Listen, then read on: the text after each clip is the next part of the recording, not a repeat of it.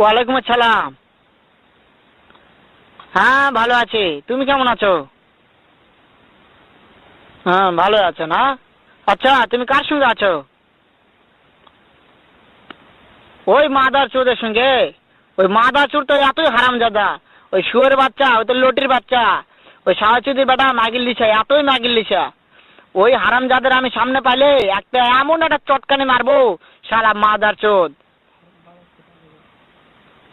শুনো, তবে কি আছে, ওই মাদার চোদ ওই জায়গায় আছে নাকি? ও আমার কথা সব শুনতেছে। ওই সাওয়াচুদির বেটাকে শুনে শুনে আমি বেশি বলবো। শুয়োরের বাচ্চা, শুয়োরের বাচ্চাকে আমি একটা এমন একটা চটকানি মারবো, শালা শুয়োরের বাচ্চা, লটির বাচ্চা। তাই নাকি? ওই শুয়োরের বাচ্চা আমাকে মারতে চায়? শুয়োরের বাচ্চাকে আমি দেখা সাক্ষাৎ হলে বলে শুয়োরের বাচ্চাকে আমি এমন চটকানি মারবো, মাদার চোদ। আমি থামা।